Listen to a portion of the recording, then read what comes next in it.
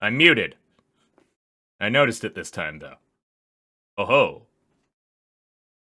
Everybody can see the boy rolling back and forth, or could briefly. But, I may make that my idle screen. No, I was just muted. I hadn't unmuted myself yet. I made a mistake. But, that's usual. I hope everyone is doing well on this fine Thursday afternoon. Or evening, depending on what time zone you are in. Possibly morning, I suppose. Shouldn't rule anything out. Time is fake. Yeah. We're gonna be going back yet again to the Chrono Jotter.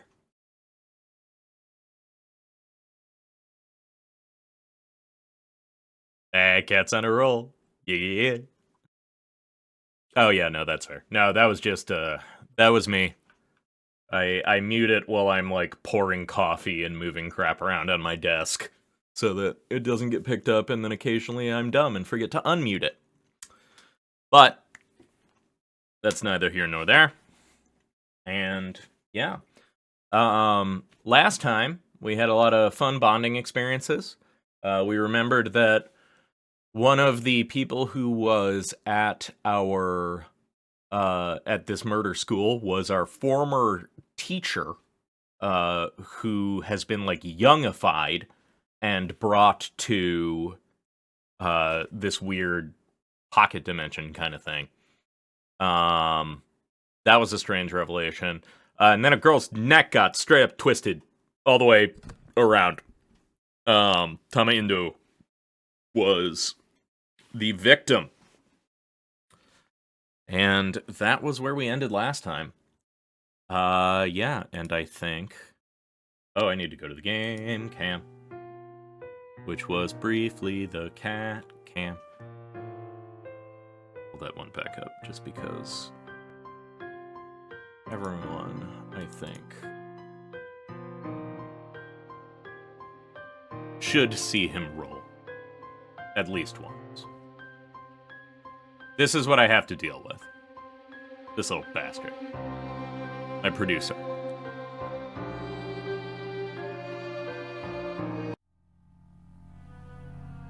But let's begin, shall we? Grab a beverage, take a seat. All that fun jazz. And let me read you a tale of lesbian murders.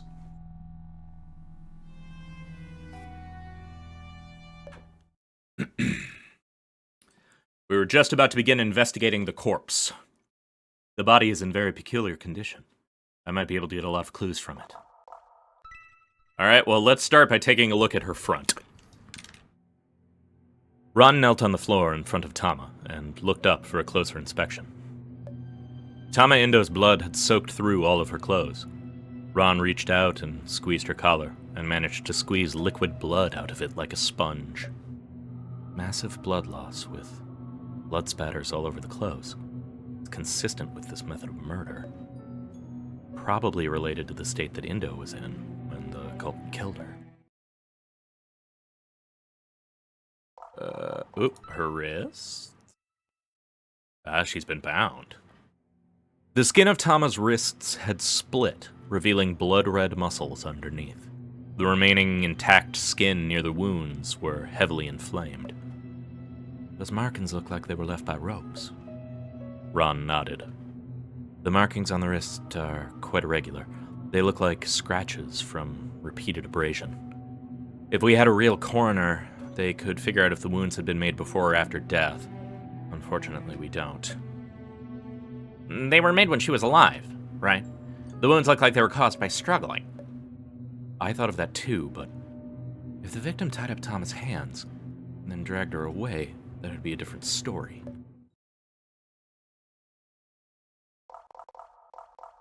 Boots. I'm gonna check one thing real quick.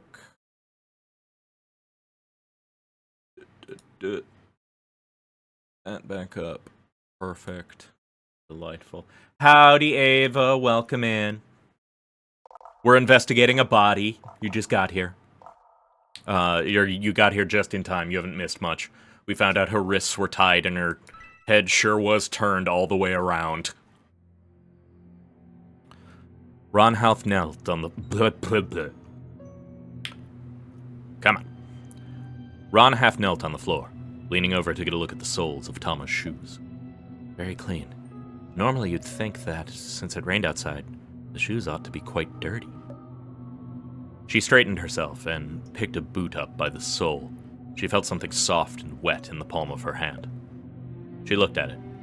She couldn't exactly tell what it was, other than that it definitely wasn't mud. It was greenish and slightly rough. You got moss on your shoes? Not what this means, but let's make a note of it. Continuing to hold that boot with one hand, Ron pulled Tama's skirt up a little with the other, exposing the tightly tied shoelaces of the rain-stained boots. How long are you gonna stare at her boots? I just feel like there's something not right going on here. The boots are too clean. Indo-san really loves that pair of boots. She always cleans them off very diligently before placing them back in the shoe cabinet, every time she returns to the dorms. Yeah, I can tell. If the bottoms of the shoes are clean, then Indo was carried here by someone? Or she was in this room from the beginning? Or the cleaner killed her shoes for her? Or the killer cleaned her shoes up for her? There's a lot of possibilities. Let's wait until all the clues have been collected before I try to make sense of them. Yet again, I mess with my windows a little. There we go. Didn't see my microphone volume levels.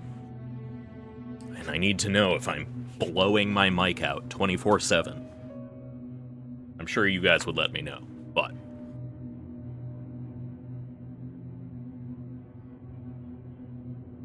There's a lot of possibilities. Let's wait until all the clues have been collected before I try to make sense of them. Nothing on the front. Let's flip her over. Blech. Ron stood on the stage and bent down to inspect Tama's back. Only the color of her outfit was soaked in blood. The rest of the traces of blood on her back were all small, dot-shaped splatters. I see. Combined with the unbelievable amount of blood on her ventral side, I think I have an idea of what sort of position Indo was in at the time. Ron bent down and continued inspecting Tama's corpse from the waist on down. Eh? What's this? She reached out and touched the area under Tama's waist, just a bit above her buttocks. There was some moisture there. Ron pulled her hand back and smelled it.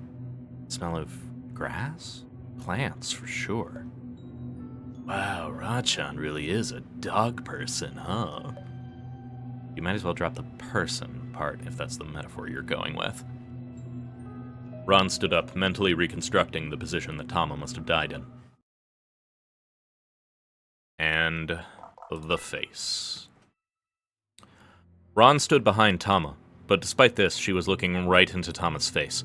The discrepancy left her very uncomfortable. Thank goodness her eyes are closed, otherwise I'd be even more nervous about taking a look at her. Tama's hair was wet with rain, and the tail end of both of her eyebrows showed signs of abrasion, as well as clear bruising. Ron ran her hands up and down the marks on Tama's face, and felt a granular texture under her finger. Oh, so that's how it is. Sphenoid bone fracture, and based on the touch feel, probably a radial fracture? Professor Ron, I have a question. Since when was I Professor Ron, anyway? What's a spheroid bone? Ron tapped Aya's face, in the area between the sides of her forehead and the outer ends of her eyebrows. That part of the skull is the sphenoid bone. Don't bother to write it down, just know it's a thing. Will it be on the test, Professor? Fuck off. Aya all but collapsed into a laughing pile, giggling non-stop until Miho gave her a knock on the head. If you look at it like this, though, you can see that the marks on the sphenoid bones on both sides are basically symmetrical. Ron took a moment to imagine how the culprit could have twisted Tama's head. She enumerated to herself the requisite factors, the actions the culprit had to take, the strength they would have needed, the required environment, and such other considerations before she spoke again. Asakura, do you have an oversized pipe wrench here? A pipe wrench? Oh, I see what you mean. There's a wrench meant for measuring the diameter of pipes. Pull that to its maximum width, and it can just about clamp a human head. Pipe wrench? What's that? Ron stepped up to Aya and placed each of her index fingers on Aya's sphenoid bones. Imagine a wrench, except you can adjust the positions of the clampy bits on the head. Ron pressed the pointer finger of her left hand to Aya's head while she moved her the same... Excuse me. Ron pressed the pointer finger of her left hand to Aya's head while she moved her the same finger of her right hand back and forth to demonstrate. Pipe wrench fight? Or did they clamp her head with a pipe wrench and then, like, rotate her entire head around? That sounds wild. Basically like that. The clampy bits can expand and contract, and there's markings on the handle that let you measure the clamped object's size. Oh, I remember now. I think we used something like that when we were fixing those super thick water pipes and ventilation shafts. That's right. The whole dorm got flooded that time, so everybody worked together to help Asakura-san fix everything. Yeah, clamped with a pipe wrench and just torque the entire head around? C-clamp would probably work better, but who knows what this school has stocked? Do they even have C-clamps?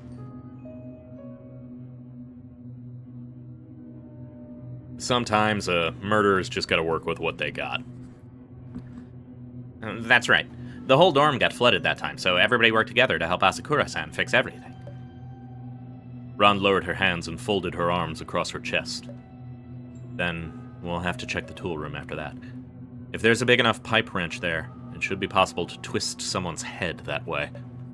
Just clamp right onto Indo's head and then turn her by the handles. Probably. And if you're all familiar with that tool, then the culprit can't just move it about haphazardly. It'd be suspicious to see it appear somewhere it had no reason to show up. Koizumi rubbed her own neck before speaking. It sounds like it'd hurt a lot. The emptiness of the gym and the rain from outside had allowed the cold to permeate Ron's whole body.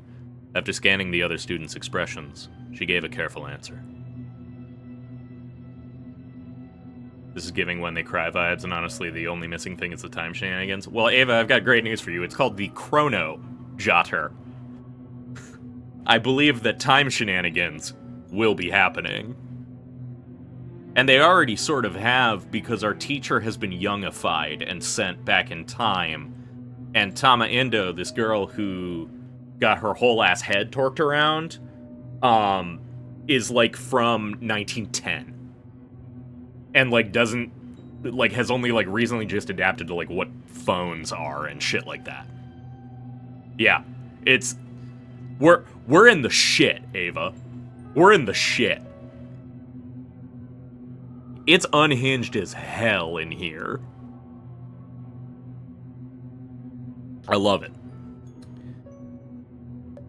Yes, if we weren't in the school, this kind of case would definitely be treated as a revenge killing. But none of you could possibly be hiding hatred for your classmates, right? Of course not. Miho's answer came swiftly, and Ron nodded. Her reaction had warmed Ron a bit on the inside. I hope not, too. Anyways, what exactly the murder weapon was isn't as important as what restrictions a weapon capable of doing this to the corpse must have on it. Things like the physical build the user must have, the amount of space they needed, and the amount of time it took to make the wound. All this combined with the state of the corpse can easily nail down the murder weapon and give us a lot of information. That's why most murderers avoid highly notable methodologies and tools. The more unique your crime scene is, the more constraints you put on yourself and the easier it is for others to deduce the truth. And that's also why most police investigators would conclude that a scene like this must be the result of either a revenge killing or some other kind of special case. You sure are great at repeating things that everybody else already knows out loud, Ibuki. Can't help but feel like you're damning me with faint praise. Feel free, I guess. Most importantly for this case, there's a massive constraint that limits the culprit this time. I still haven't seen that constraint manifest on the scene so far. And Ron, that is. Ron raised a finger and grinned. Something must have been used to hold Indo's body in place. An nodded. It seemed that she had been waiting for Ron to say that for a long time. When the culprit turned the murder tool to twist Tama's head, her body must have been fixed in place somehow. Otherwise, Tama's whole body would have just rotated along with her head. That's right. Miss Sakura is right as always. Gold star, you're so smart. Wow, not by as much at all, huh? Oh, no. I only thought of it after Ron brought it up. Nope, wrong voice. Oh, no.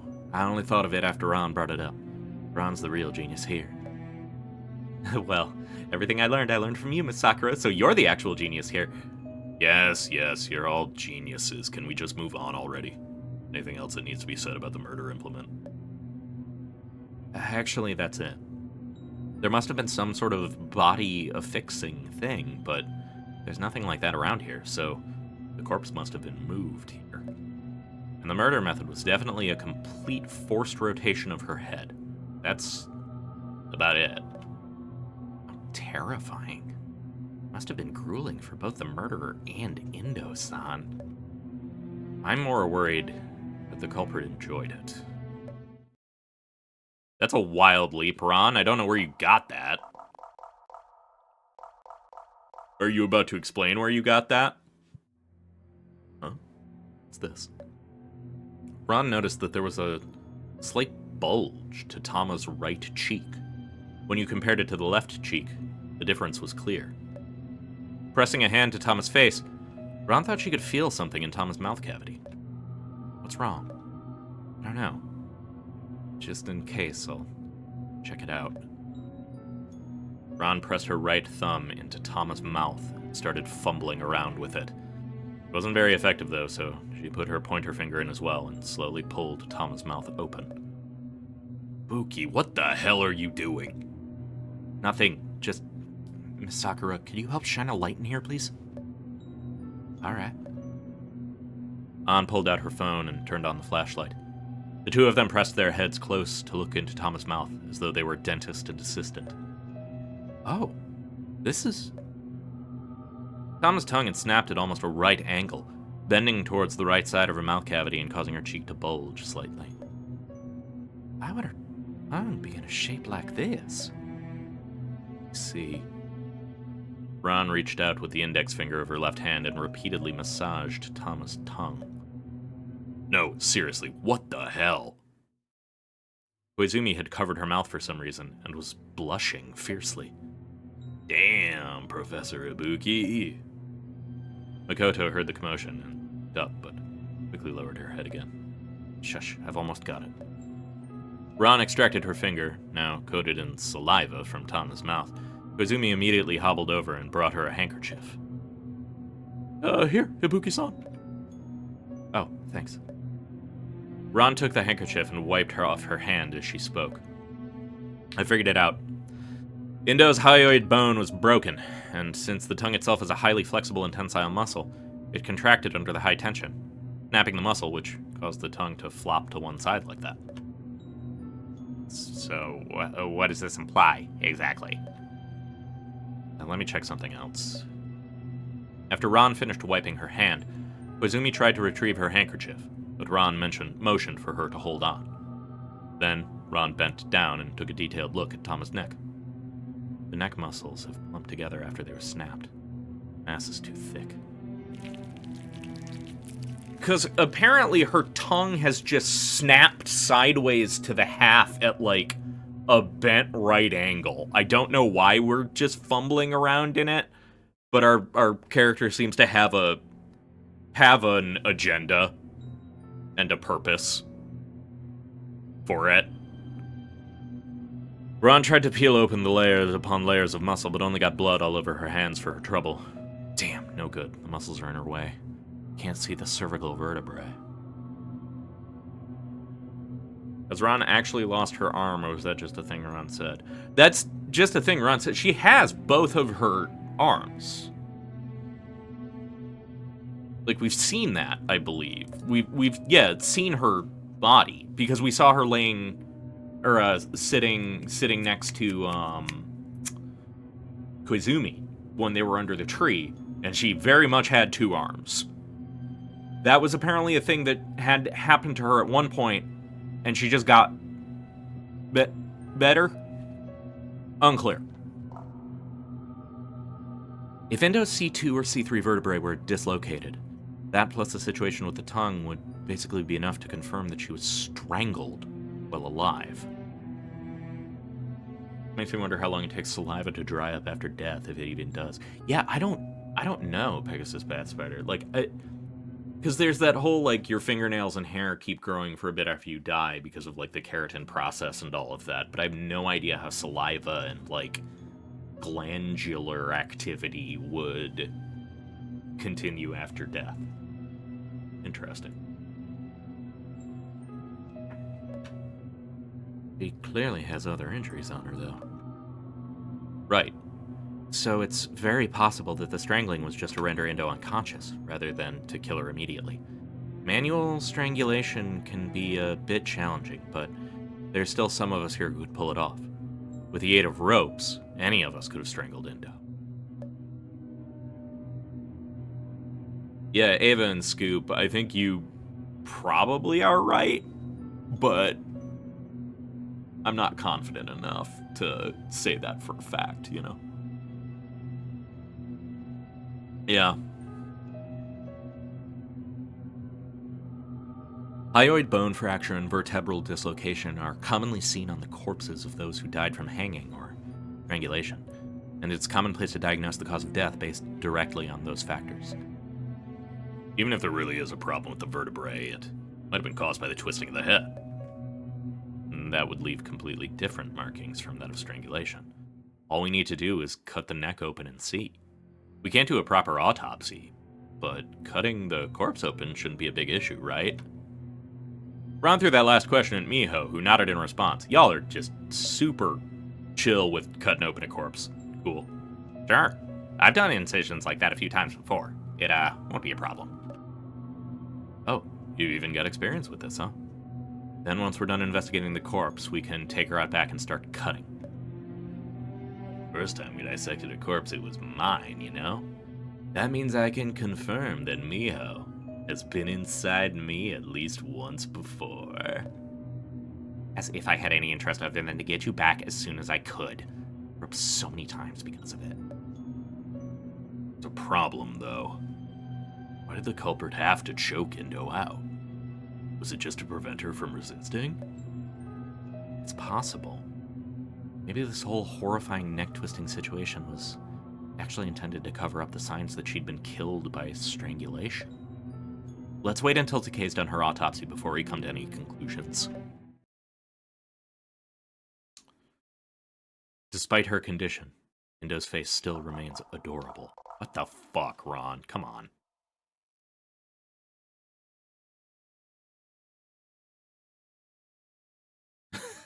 Had to disappear for a few as the old lady cat was demanding attention, and reading the chat back is wild. Yeah, we are, what? Sing.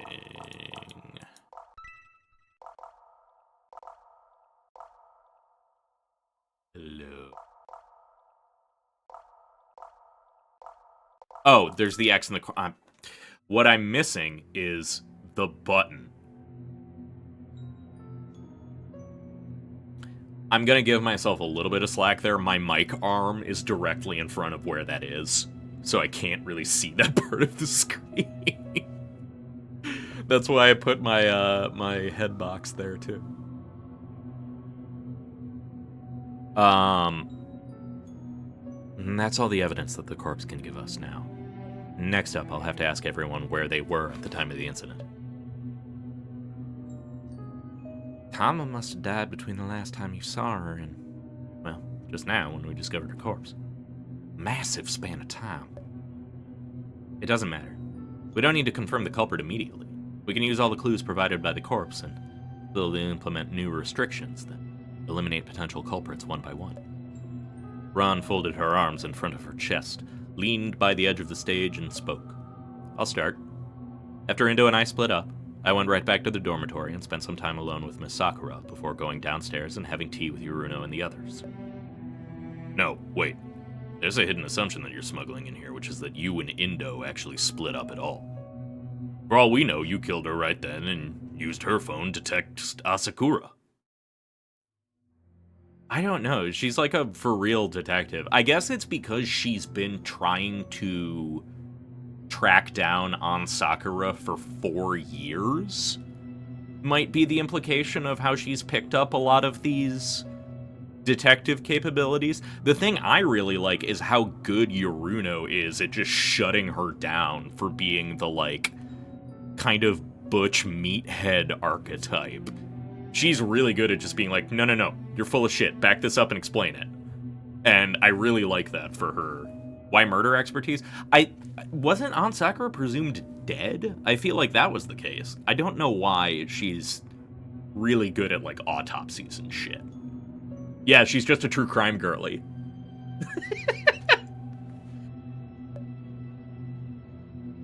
Ron saw that Asakura was staring at her, head tilted in an unsettling way, out from under the shadows cast by the messy strands of her hair. Damn, that's terrifying. It's possible, but once I split up with Indo, I immediately moved on. The time between her leaving me and me meeting with Miss Sakura wasn't very long, and it wouldn't have been enough for me to kill her. But I don't have exact times for when I talk to her anyway. If you really don't trust me, feel free to extend the timeline all the way back to when I left with Indo at the end of the barbecue in the first place. Furthermore, let's make a note of when Asakura received the text from Indo's cell phone as well. That will serve as an important reference, whether or not it was sent by the culprit. Ron spoke calmly and with confidence, less because she was trying to prove her innocence to Sai, and more because she really wanted to get Asakura's piercing gaze off her back. Anyway, this is the first step. Let's take it slowly. I'm sure my suspicion will be dispelled in time. Sai nodded and gestured at her to continue speaking. It's your turn now, everyone. Let's just go top to bottom. After I ate, I rested for a bit in the dorm room, before I headed to the pool for a swim. I was there up until Asakura came to get me. You and Indo ran into me at the swimming pool, didn't you? Ron nodded in response. After Asakura found me, we headed to the power room together. I helped her put the cover of the generator back on top of it. Then we brought the toolbox back to the pool and fixed the broken door to the changing room. Then it was back to the dorms to have tea with the rest of you. If there's a point of suspicion here, it'd have to be the time period while I was swimming by myself. But that period overlaps heavily with the span of time during which you claim to be here with Indo, so I feel like my suspiciousness is relatively low. After eating, Mia and I cleaned up the kitchen since we were on duty for the day. And then you and Tama-chan showed up to help, right? Ron nodded. And then I went to the music room to practice. Theoretically, I guess I don't have an alibi for this period of time. You were practicing your guitar in the music room, right? Were you able to practice while the power was out? That's a hard one to answer. Yeah, I couldn't actually play my guitar today, so I mostly performed some mental practice. That's suspicious as shit. Toyama sure seems real suspicious. After we ate, Aya and I cleaned up the kitchen, just as I had said. Though shortly after, Ibuki-san and Indo-san showed up together to help as well, so the cleanup went quickly. Afterwards, Aya went to the music room, and I went back to my room to do homework, all the way until I heard your voices and came downstairs and met with you all. Finally, of course, we all had tea together. Since you've spoken to both me and Aya, we'll go ahead and get the body bag. Oh, sure. Bye-bye. Let's continue the interrogation. After I ate, I stayed with Tama-chan in our room for a while. Then I went to tool storage to grab my tools. I have to fix the generator. After fixing it, I found that the generator's cover was too heavy to lift by myself. So I went to the swimming pool to find Yuruno. We returned to the generator room and put the cover back on, and Then we went to swimming pool to fix the changing room door. Afterwards, everything was as Bruno said. I suppose this qualifies as an alibi for me. Hey, it took quite a while to fix that generator, huh? Asakura-san said nothing in response. After eating lunch, I went directly to the nurse's office because my feet were uncomfortable. I found the medicine that Takei-san previously mentioned to me. I rested there the whole time after the medicine was applied. After resting there for a while, I headed back to the dorms. That's where I've been up until now. Koizumi-sensei couldn't possibly have done it, right? The injuries to her feet are very real. She can hardly even walk by herself. At least, she's easily the least suspicious. After lunch, I rested at the observation deck by myself until Ron came to see me. After we finished conversing, we went downstairs where we ran into Sai and Makoto. After that, we had tea together in the kitchen. There's no way Miss Sakura's the culprit. I mean, I don't have an alibi for any part of the period before you came back to see me, Ron. Oh. Right.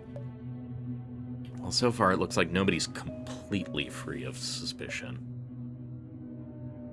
But I can rank them in order for now, from least to most suspicious. The class president is the least suspicious. After that, it's Miho and Miss Sakura, and then Aya.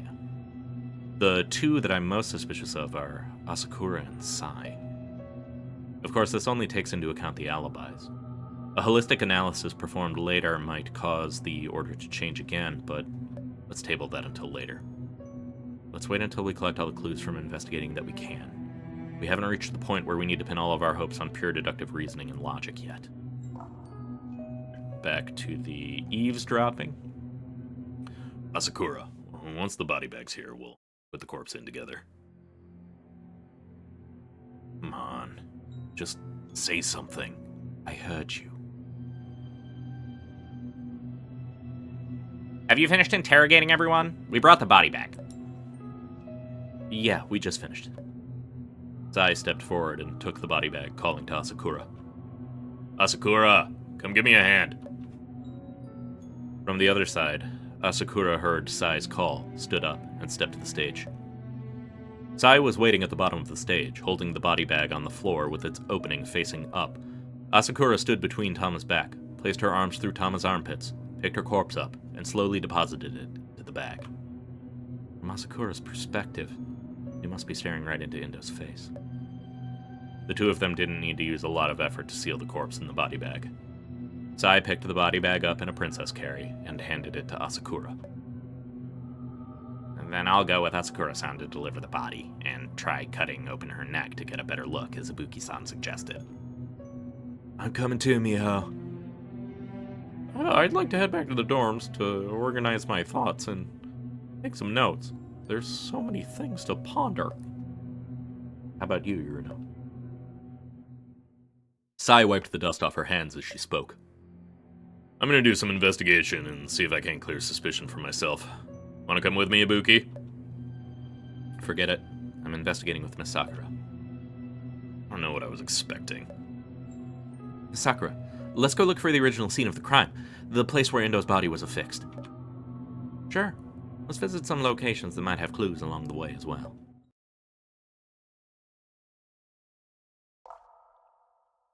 We're looking for the original scene of the crime, right? So what are our options here? The electrical room, trees, the morgue, tool room. Let's start with the electrical room, I think. Ron and An arrived at the generator room. Asakura, Sai, and the deceased Tama had all visited this location, so she thought it was worth inspecting. But after she opened the door to the generator room, the overwhelming noise kept her from entering the room. Through the door, she could see that Sai was in the generator room, gesturing for her to wait outside. What are you two doing here? After leaving the power room and shutting the door, Sai started chatting with Ron. This place has got to be worth checking out, right? You're here too, after all. My current position as a suspect mostly comes from having spent so much time working with Asakura. And if you assume that she and I were co-conspirators, I become even more suspicious. So I came to see if there was a clue that might exonerate me in the generator room. And did you find anything? I shrugged. Didn't find jack, but I imagine you'll want to look for yourself anyways. Sai handed a ring of keys to Ron. There were 2 keys on it. Don't forget to lock up after you're done looking, and give the keys back to Asakura afterwards. Oh, sure. One of the keys is for locking the door. What's the other one for? Sai waved as she left the generator room and disappeared from Ron and An's sight. Ron.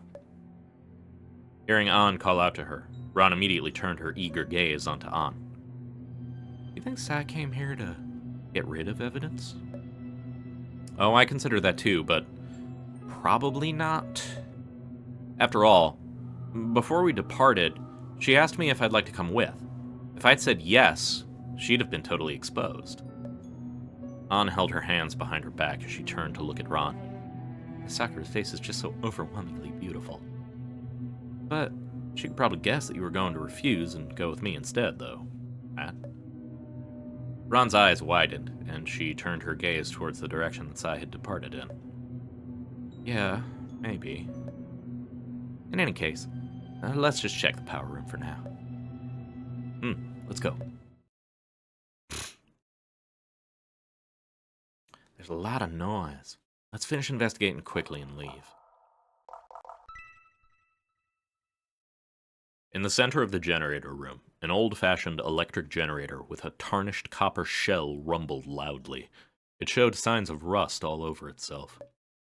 The generator was fairly large, reaching up to Ron's shoulders in height, and well over 4 meters in width. Impressive that Asakura is able to repair even something like this. Doesn't look like anything's wrong with it right now. Though, I don't know that much about generators. I can't even tell if this is a diesel generator or if it uses some other kind of fuel. Nuclear fusion.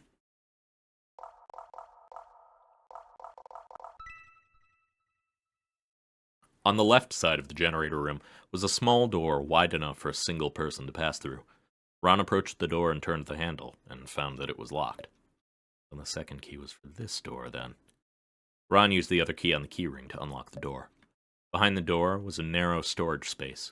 A set of steel shelves reached up all the way to the ceiling, and some objects on the floor were covered by a dust-proof tarp. Powered by souls, weirdly. Huh.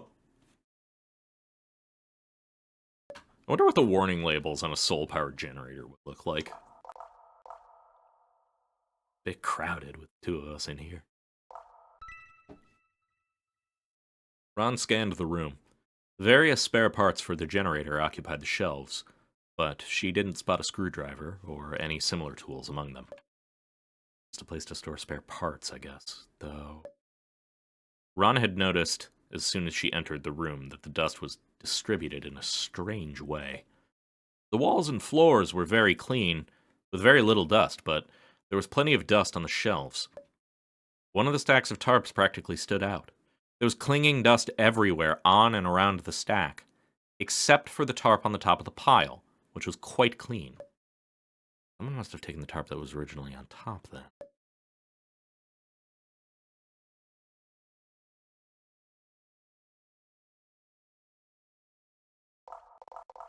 Some kind of philosopher's stone, I think. Bridge.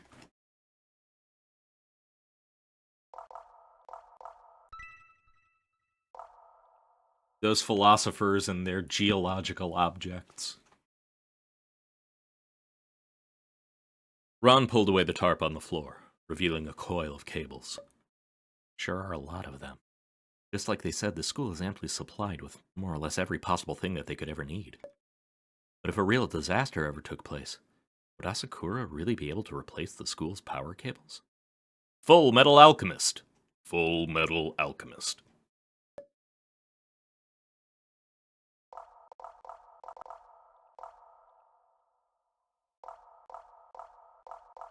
Oop.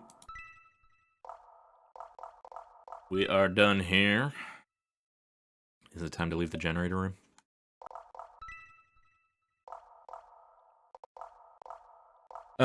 Okay, I want to take a look at the trees. Soul power generators are definitely not OSHA compliant. Yeah, for sure, but I'm pretty sure OSHA's dead anyway, so. Ron and An arrived at the generator room. Asakura, Sai, and the deceased Tama had all visited this location, so wait, did I click the generator room again accidentally? Shoot. Yeah, I did. Oops.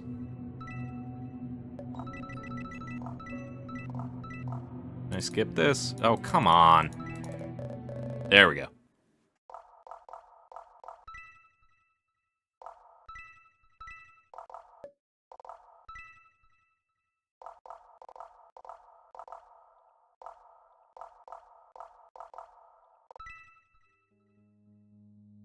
We were talking before about the... I don't know why the trees were so hard to click on. We were talking before about how the culprit needed to use something to fix Indo's body in place. The trees of the forest would be excellent for that, if you ask me. Indeed. Trees are everywhere, so I don't even need to do extra preparation. While I was investigating Indo's back, I noticed some plant-like scents on it. At that point, I was wondering if she'd been bound to a tree at some point.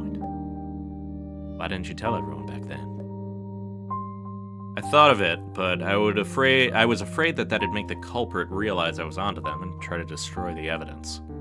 Though I suppose that the culprit probably already destroyed the evidence before returning. Though I suppose that the culprit probably already destroyed all the evidence they could before returning anyways. But even then, they would likely have to become more careful if I'd said it. Ron led on to the grove of trees not far away from the gym. Are we going to start looking from here, then? Yes.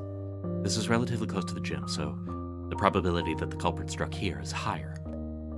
If it was too far away, then the risk of being spotted while carrying Indo to the gymnasium, the time required to do so would put too much pressure on the culprit. Our focus will be trying to find a tree with abrasion marks from ropes. They are very slim trees. Maybe that's why. An nodded and allowed Ron to take her hand and lead her into the forest. This time there was no rainstorm, and Ron wasn't dragging her forward with wild abandon. Clean, refreshing air after a bout of rain, and the pleasant sound of grass scrunching under their feet. An looked at the silhouette of Ron's back, looking as if she'd thought of something. But I imagine that the emotion she felt was quite different from Ron's. Speaking of gym, I gotta go for a personal trainer, catch the bot, have a good stream. Thanks, Scoop, for dropping by. Have a good personal trainer. Hope it is a fulfilling workout. We used to hold hands and take strolls around campsites like this before. Though, in those days, it was always Miss Sakura taking the lead. You and I took trips together quite often then. Always to distant places, too. Places like what you mentioned before. Seaside? That's right. My personality was horrible back then. I was a gloomy crybaby. You took me to all kind of places to try to cheer me up, Miss Sakura. Get any studying done at all, then? Ron laughed as she walked, her shoulders bobbing up and down. We only went during vacation days. Miss Sakura, look, there. Ron halted and pointed at the trunk of a nearby tree. Didn't think we'd find it so quickly. The bark on the upper trunk had been scraped away, exposing the pale white phloem. Other parts close to the ground, including a region above the roots, showed the same marks of abrasion. Some of the bark had even come off entirely in large chunks. Ron circled the tree to confirm that the abrasion marks went all the way around the trunk.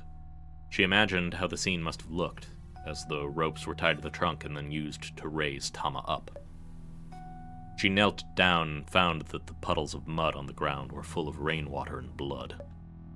Ron guessed that Tama's legs must have been bound just above the tree roots. Tama's shoes must have been responsible for kicking off the large missing chunks of bark. Indo was likely positioned with her back facing the tree, and a rope was tied to the high part of the trunk, with the other end tied to her wrists. This rope raised her into the air. This rope's length would have allowed Tama's toe tips to touch the ground. After that, it'd be time for the second rope to shine.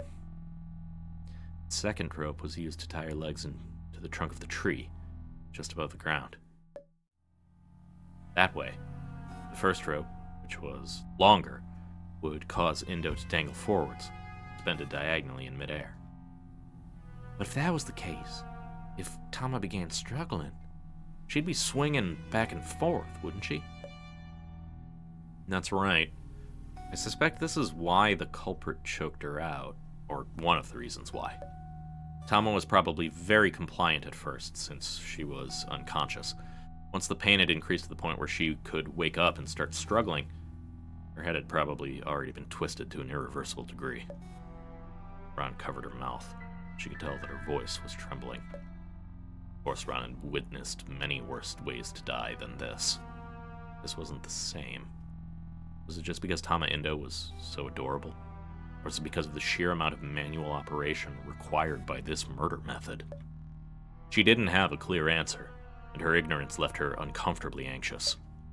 Don't think about it. Concentrate. Ron raised her hand and her fingertip passing just slightly over the uppermost marks on the tree. Based on this height, it would have been hard for anybody shorter than me to tie the ropes there. Even if it was me, I bet I would have needed something to stand on to tie the ropes securely. So, I her out then. Probably. So much shorter than me after all, Miss Sakura. That bad? Absolutely not. Why, it's the exact perfect amount of height difference for a couple, in my opinion. Ron laughed again. As expected, whenever she spoke with An, her frustrations instantly evaporated.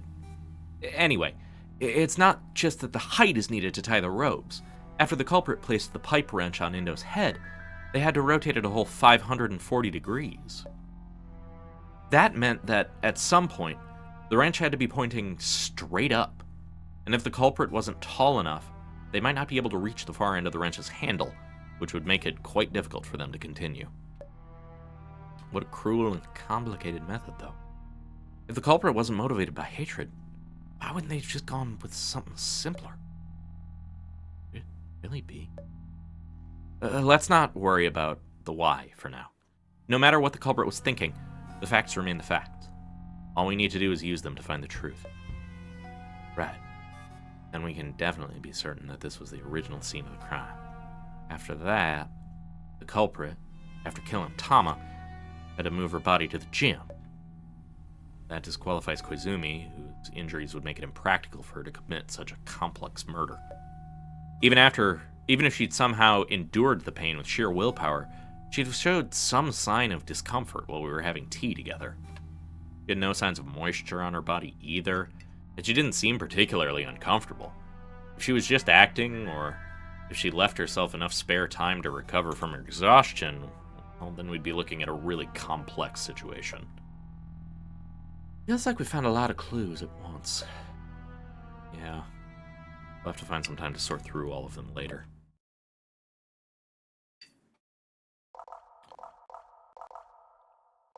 Let's check the tool room. Ron pushed open the door to the tool storage room. This time, the door hadn't been locked. She supposed that someone must have borrowed the key from Asakura. As she thought these things, she entered the tool room. She couldn't find the large pipe wrench they'd mentioned, though. Presumably, the culprit hid it somewhere after using it.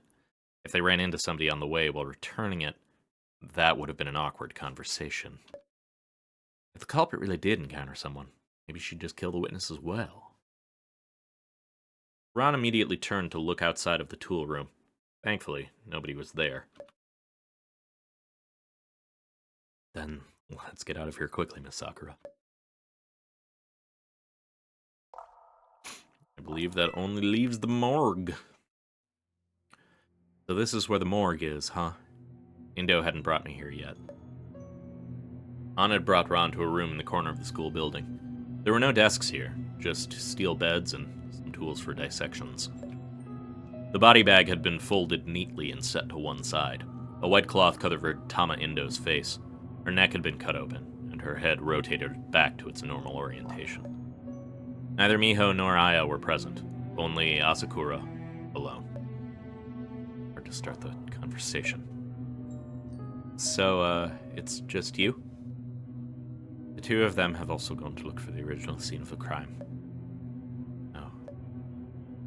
Ron turned and shot Anna. Please help me out here. Look. Anna nodded and whispered into Ron's ear. It's fine, don't worry. Say whatever it is you want to say. Ron took a deep breath and then spoke. So are you sad that Indo's gone? Normally avoiding this topic would have probably been the best way of respecting Asakura's feelings, but Ron wanted to find the truth of Indo's death, and that meant that even Asakura needed to be considered as a potential culprit. Fate.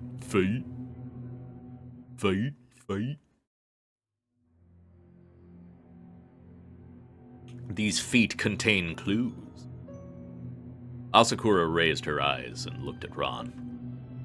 Every night, before going to bed, the last thing I saw, always her face. She always waited for me by my bedside, up until I fell asleep. And every morning, the first thing I saw was always her face, as she put on her clothes and greeted me with a good morning.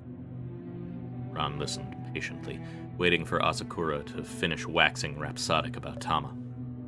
Whenever I made the slightest sound from waking up unexpectedly at night, she'd climb down with bleary eyes from her bed to ask what was wrong and reassure me until I could fall asleep once more. She cared meticulously for me. Now she's not here anymore.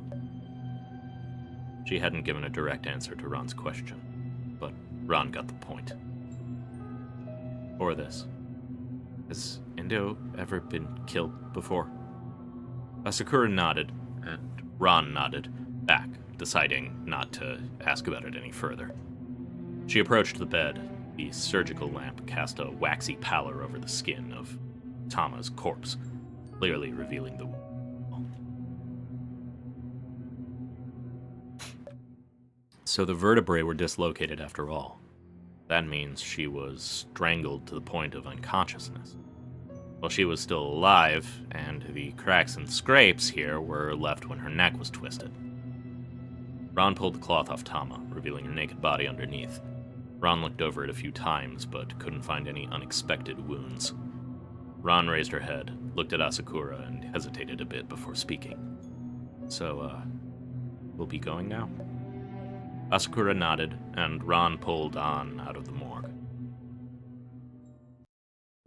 Ron and An returned to the dining room of the dormitory, sitting down shoulder to shoulder. They'd been searching the school for clues ever since Tama's corpse had been discovered, and the two of them needed a break. Miss Sakura, we've gathered a great number of clues from the corpses and other places, but they're all jumbled. We need to find some framework by which to organize them. Perhaps a timeline or something?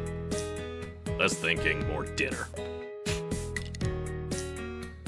Sai appeared behind Ron and gave her a pat on the shoulder.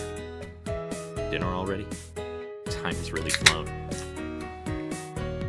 Is it really the time to focus on food, though? I mean, Indo's still dead.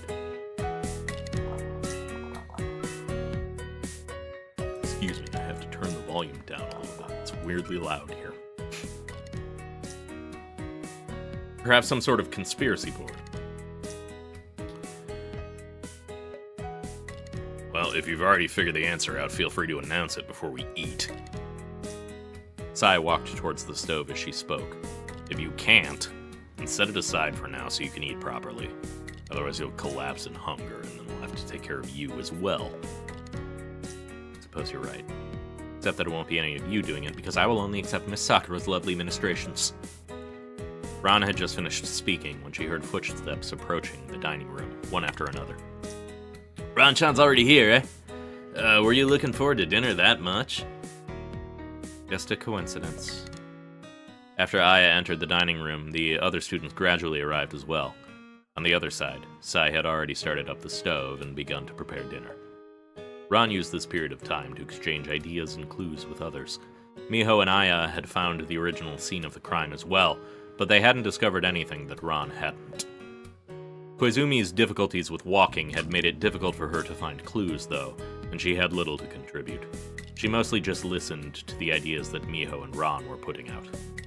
When Sai finally served dinner up, its fragrance drew everyone's attention, and they all wordlessly agreed to put the discussion on pause to enjoy the food. The atmosphere is still fairly light and cheerful. Ron thought as she shoveled fish fillets into her mouth. In those classic snowed-in murder mansion scenarios, after a corpse appears, there's always a scene where everyone is eating dinner together at the same table. And in those scenes, everyone's always so serious and hostile towards each other. Sometimes they decide that it's too dangerous to eat anything other than canned foods, or one of the characters will jump up and start provoking others or making random accusations. Nothing like that's gonna happen here, though, that's for sure. We will need the fish sticks to survive the coming winters. Without Tama there to do it for her, Asakura was left to serve herself. Looking at her expression, it seemed that she was mostly calm now. Miho and Aya conversed on and off with each other, with Koizumi joining in on occasion. Forget it. I guess there's no need for me to be so uptight either. Miss Sakura, would you like to try some of the fish? The fish fillets that Yuruno made are delectably tart. You absolutely must try one. An's chopsticks, fully loaded with bamboo shoots, halted in midair as she looked thoughtfully at the bowl of fish fillets. Thick tomato soup. Miss Sakura? Ron, what did my favorite foods used to be in the past? I mean, as far as I remember, as long as we were together, you pretty much ate everything cheerfully. Really? Well, unfortunately, I seem to have become a bit of a picky eater now. Huh? Yeah, it's probably Yuruno's fault. So which foods have you developed an aversion to, Miss Sakura? Fish, for starters. Oh, that's fine. I'll eat all the fish then. I love fish. Sai, leaning against a chair, overheard their conversation. I thought everyone loved fish, though. If you don't like them, Sakura, I'll try preparing them a different way next time. Ron will always be 100% super normal about An all the time, always. Hey, if Miss Sakura doesn't like it, then don't try to force her to eat them, Yuruno. Not everybody is ocean spawn like you. It's perfectly normal not to like fish. Didn't you just say you loved fish? I swear, you're a nut when it comes to Sakura. Be more normal when you're eating my damn food. What's wrong with that? So what if Miss Sakura's my favorite? I think it's nice. I wish my relationships were as straightforward as Ron's. Aya grinned and leaned up next to Miho. Right, Miho? I have no idea what you're talking about. I can't actually tell if these two are arguing or not. Well, whatever. They investigated together, so I doubt they could get up to any mischief while investigating. Right, Miss Sakura, would you like to go somewhere together after dinner? Maybe next time. Nadai has her foot injury, and I want to keep her company in the dorms. She might need my help after all, and I can do some of my homework in the meantime as well. Alright then. Truly, Koizumi-sensei is my greatest nemesis in romance. Sorry, Ibuki-san. If you'd like, you could come to our room, and the three of us could enjoy a conversation together. Nah, I wanted to sort through some of my thoughts on my own anyway. More importantly, the atmosphere would be so unbearably awkward if all three of us were together. I'll have a more in-depth discussion with you when I've prepared myself, Koizumi-sensei.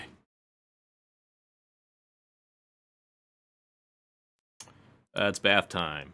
I think that's a good enough time as any to pivot to ads. As many of you may know, a lot of the time in order to disable pre-roll ads, because pre-roll ads are annoying as hell, I do have to do a 3-minute ad break every stream. So I'm gonna run 3 minutes of ads now, and stick around, and we'll get back to this after the break.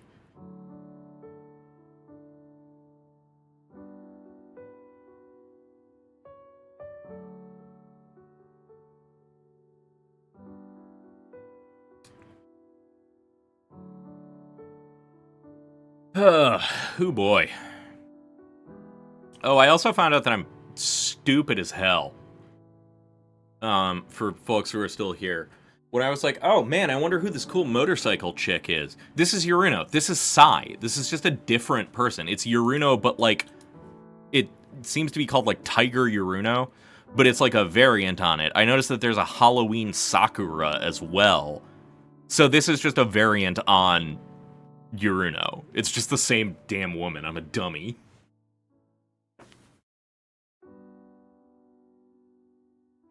Oh well.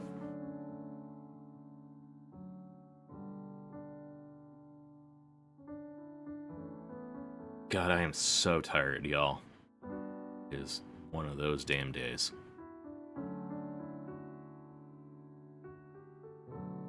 How is everybody doing? Anybody who's still here for the, what's it called? Ad break.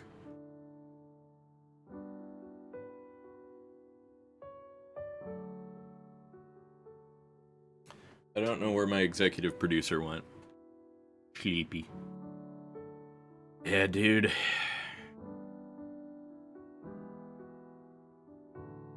This big sleepy day. I'm just tired all the time. It's the state of the fucking world.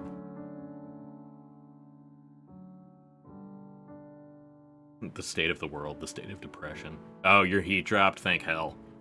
It's still hot as fuck here. It's, well, it's 74 right now, so that's not unbearable, but it feels worse, because there are no damn clouds.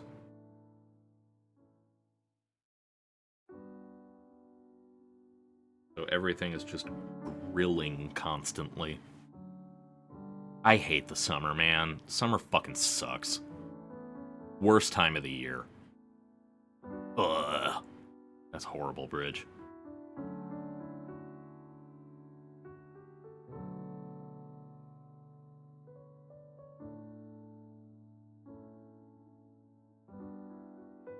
I have to assume Myth has successfully adapted to Fahrenheit now with how many damn Americans he knows. Just picking it up by sheer osmosis.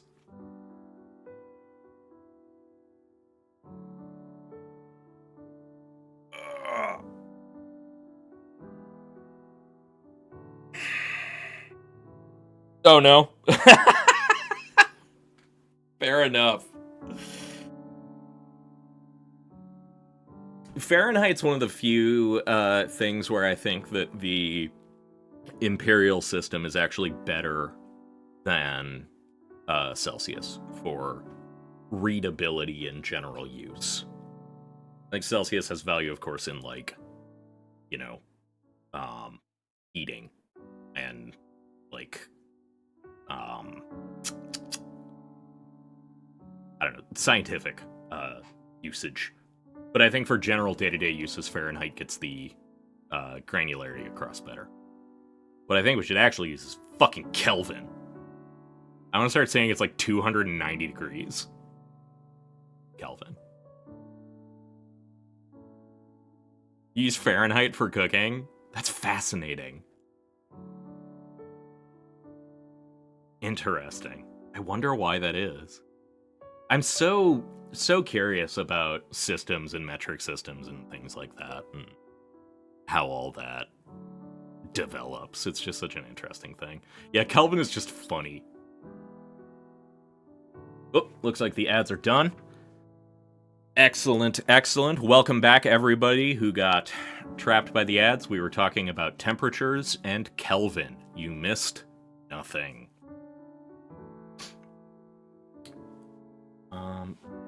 Okay.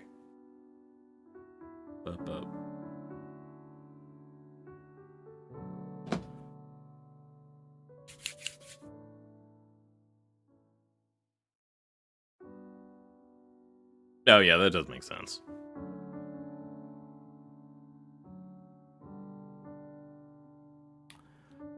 Ron rubbed the bangs of her hair dangling in front of her eyes, twisting them with her fingers into a rope.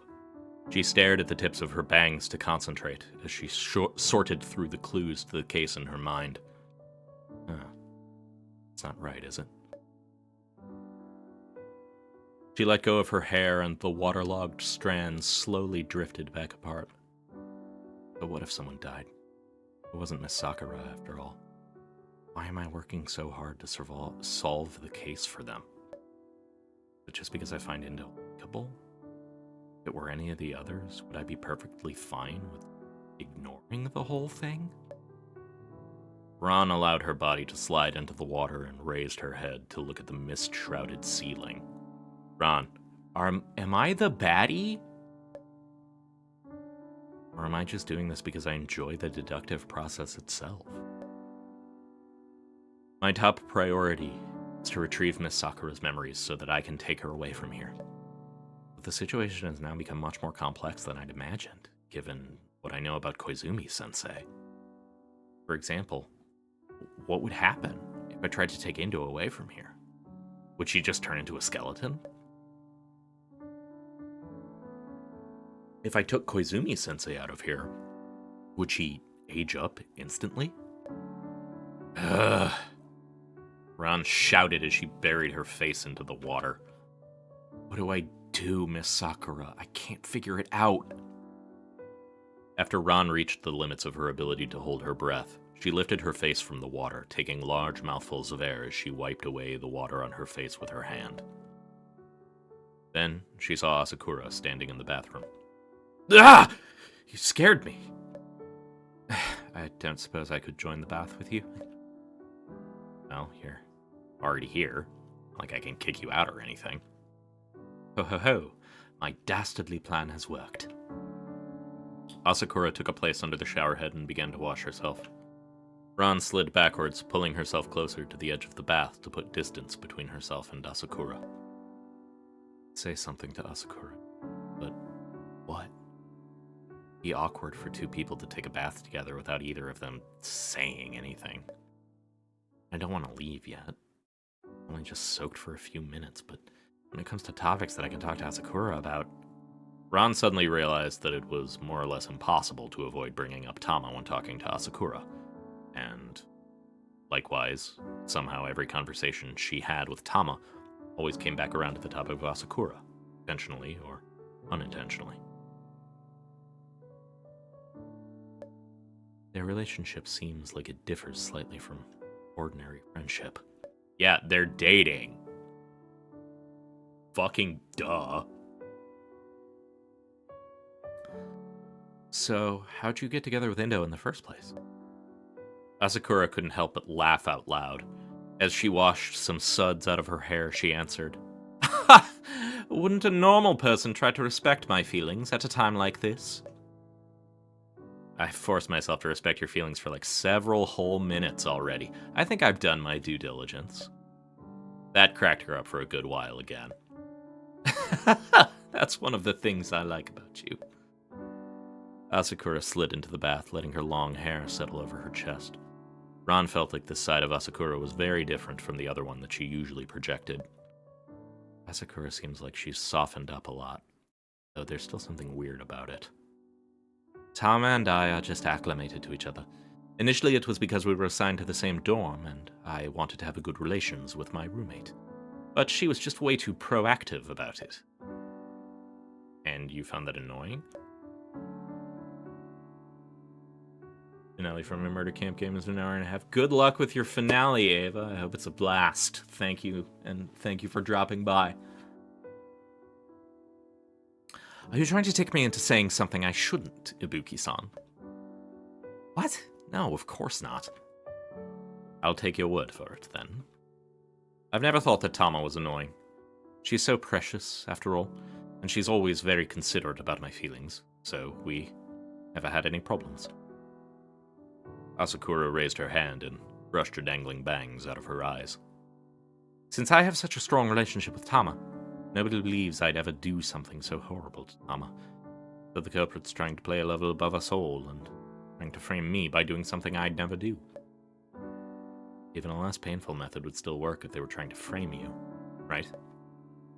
Ron hadn't expected Asakura to actively change the topic towards the case, so she immediately grew cautious.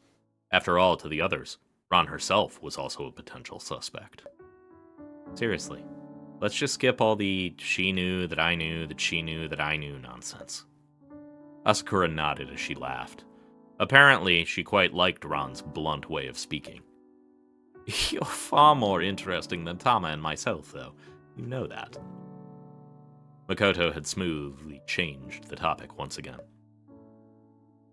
What's so interesting about me? From your perspective, we must be a group of complete weirdos. Attending classes despite the lack of teachers, with a light pinch of murders on top of it all.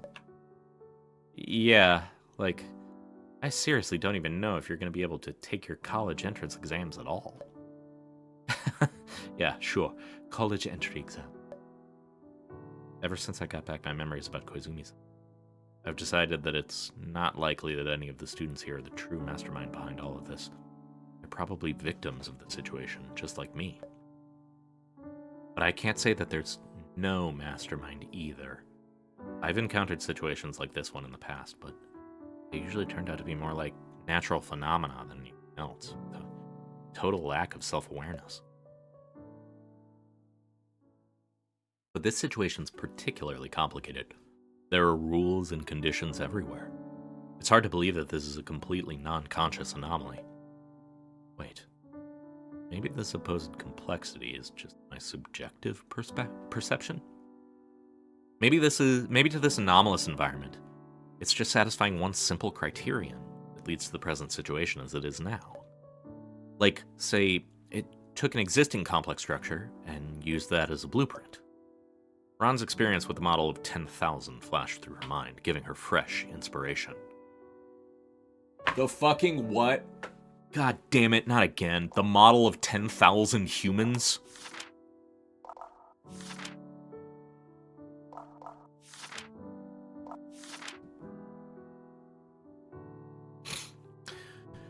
The model of 10,000 humans. A complete upright anatomical model. The left half of the model appears as the naked human form with intact skin, while the right half permits the internal organs to be directly viewed. Okay, so it's a slim Goodbody. The model's particular appearance depends on and changes based on the observer.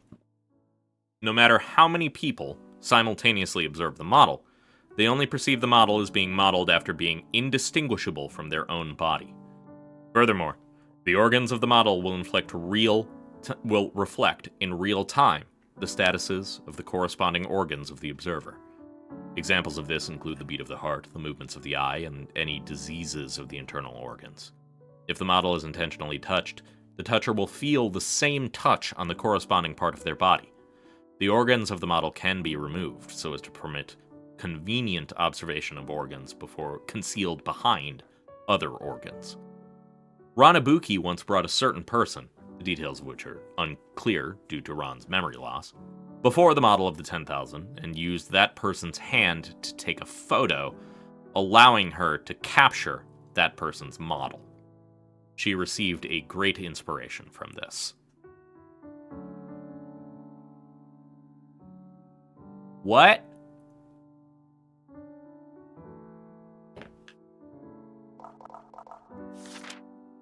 The fuck are you talking about?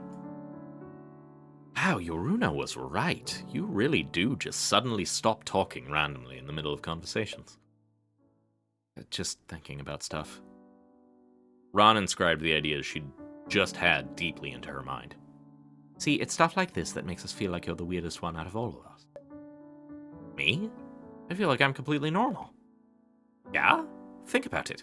You suddenly appear in the school, can't explain where you came from, and then immediately acclimate to our killing game while displaying a startling degree of competence and logical deduction. What makes an outsider like you capable of adapting with ease to what should be an extremely strange environment for you? Yeah, it's a magic model that shows a perfect anatomical description of whoever is looking at it, mimicking it one for one, but lets you move the organs around.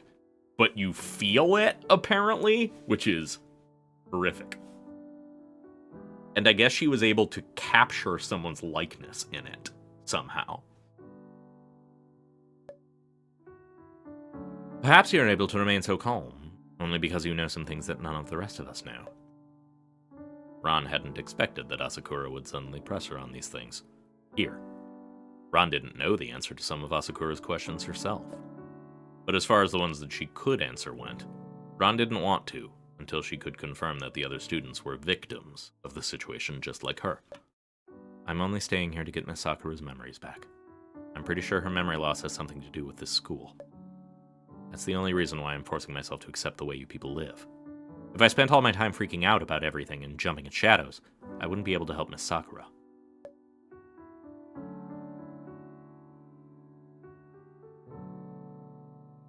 By having someone take a picture of it, the picture becomes a permanent image of that specific person's model. I guess, yeah. I have to wonder if this is ever gonna come up again. Or if this has any relevance to anything at all. But yet again, we've got another completely batshit thing Ron has said out of nowhere. I don't think Ann's memory loss has anything to do with the school. She was like this when we first met her. It's far more likely that she lost her memories due to something that happened outside of the school. True. Otherwise, there'd be no way to explaining why she didn't get into contact with me immediately after she disappeared. Ron looked down at her blurry reflection in the water. So, then should I... That's what I'm curious about as well. Asakura reached out and put a hand on Ron's shoulder as she spoke, sending ripples through the water that pushed Ron's reflection away.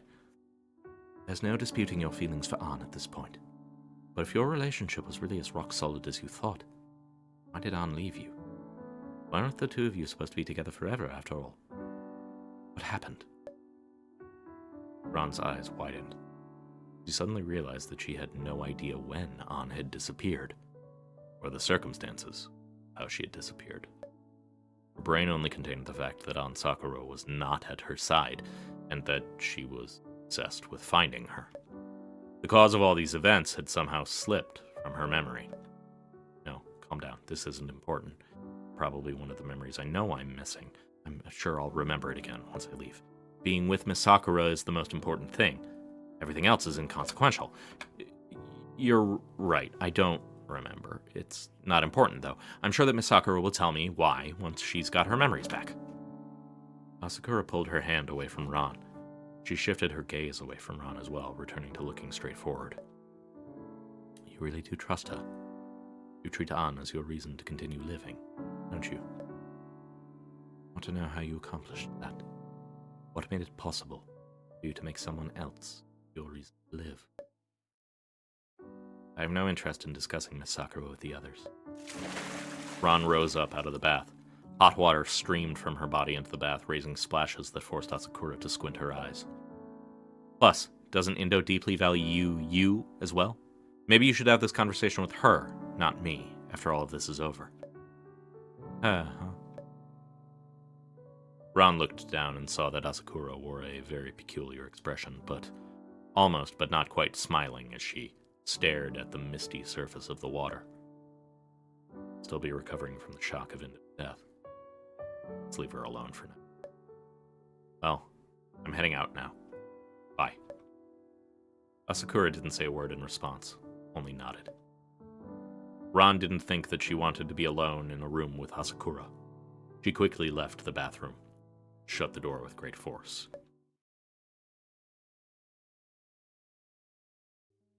Ron knocked on the door to Ann and Koizumi's room. After the door opened, Ann greeted her. Still wearing the uniform. He hasn't showered yet. What is it, Ron? I'm getting ready to go to bed, Miss Sakura, so I came by to say goodnight to you. Good night. And could you kiss me just before saying goodnight? Ann was growing used to Ron's neediness at this point. She took a step forward and placed a hand on Ron's head. You're quite spoiled, aren't you, Ron? Trust me, I was so much more spoiled in the past. Ann brushed aside Ron's bangs, kissed her on the forehead. Good night, Ron. Good night. Sai was already in the top bunk. She stuck her head out upon the sound of the door opening to see an ecstatic Ron enter. Huh, you sure look cheerful tonight. I said goodnight to Miss Sakura and she kissed me. So normal. Ron sat at the side of the bed, took off her footwear and outerwear, and then laid down in the bed, hugging the blankets and pressing her whole body into a ball. Miss Sakura. Well, that's good. Looks like the two of you are growing closer and closer, then. Ron released the blanket and stuck her head out of the bed frame. Since when do you care, Yuruno? Also, I have to say, you didn't go swimming this afternoon. Don't you go swimming every night? Hey, I've always cared about you, haven't I? Ron remembered the barbecue and the way Sai looked as she prepared food by herself in the kitchen for everyone else's sake. Yeah, I guess you do. Thanks. Why are you being so sincere all of a sudden? Gross. You're the one who started it. Ron raised a leg and kicked at the top of the bunk, causing Sai to laugh.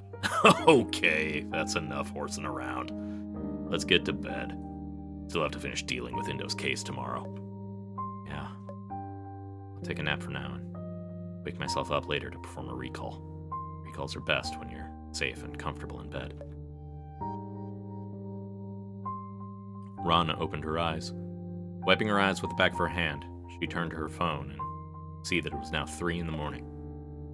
She pulled out her notebook and flipped to a blank page. All right, let's begin the recall.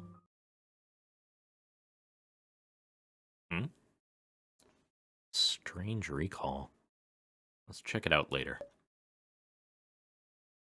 You can also conduct recalls of events from the previous chapters as well by clicking on those chapters. For recall, you can try choosing options that were previously inaccessible due to insufficient stats, or venture to locations you weren't available to visit during exploration. Well, let's do our special recalls then. I want to bring up... I'm so curious about the jam tea cabinet. So I want to start there.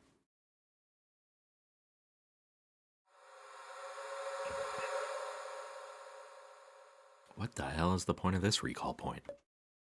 Whatever. Let's give it a shot. Sai repeatedly pulled at the cabinet door, causing a series of clunks. What is it? Of all the times for the door to jam, what a pain. On the one day someone wants black tea, too. Sorry, mijo. Looks like the door to the black tea cabinet's stuck. You want something else? I guess I'll have some green tea instead. The cabinet's broken? Sai craned her neck and checked the cabinet's hinges. It's not a big problem. I'll come back with the screwdriver and fix it real quick later. Oh, I'll go get the screwdriver then. I know where the tool storage room is. Why am I... Oh, I get it. This way I can visit the tool room even earlier than usual. Maybe I'll run into the culprit trying to sneak the murder weapon out, or some other clue, I guess. Since the tool rooms are always locked, I think this must be a recall point that I only get after I've picked the tool room's lock. Interesting. The Grand Vizier says and mra. Pledge her my loyalty, as always. Forget it. Tool room's locked. You couldn't even open it if you went. Ron stood up resolutely anyway. Maybe she forgot to lock it. It won't hurt to check. You sure are being weirdly helpful tonight. I just can't bear to see you be the only one who doesn't have anything to drink. Sai smiled. She could tell that Ron was just trying to do something nice for her. Thanks, Ibuki. I don't know what you're talking about. She headed off before the conversation could get more awkward for her. As usual, Ron had no idea how to respond to the goodwill of any human being that wasn't on Sakura. She knows a loyal vassal when she hears a pledge. I can't handle this. Please hurry up and go. It's just embarrassing to watch. Ron quickly reached the storage room and turned the handle experimentally. Unsurprisingly, the door was locked. She got out the lockpick she'd made from the steel wool before and stuck it into the lock. She fiddled around with it a few times to unlock the door.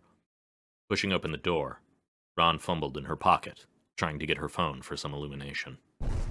The moment she touched her phone, red cracks filled her field of vision. Afterwards, there was a momentary flash of pain. Ranabuki fell to the floor, her eyes rolling up in their sockets, blood leaking from her nostrils and from the corners of her mouth. A horrifying dent had appeared in the back of her head, as though a whole segment of her cranium had been stripped away. Ron's lips trembled, but her brain itself had already been crushed, so she couldn't even scream anymore. You could see the feet of her attacker in the field of vision, but Ron no longer had the ability to distinguish just who it was. Darkness descended, took away Ranabuki's consciousness for good. Ranabuki was flung out of the recall, like a pilot forced to perform an emergency ejection. She returned to reality and immediately bit down hard on the bed sheets, lest she open her mouth and scream out loud. The muscles of her body were tense, almost to the point of tearing. She clutched at her notebook with both arms, dug her fingernails into the palms of her hands, and kicked uncontrollably at the mattress. Loosening her mouth, she pried the notebook open and immediately bit into and swallowed a random page. It alleviated the psychological pressure of dying in a recall, but the physical pain continued to torment her. Ron clasped her legs tight, rubbing them against each other as unseemly grunting came from her throat. Sweat soaked her nightclothes and bedsheets, and yet her heartbeat continued to accelerate. She wished she could just pluck out her own head off, so as long as the pain would go with it.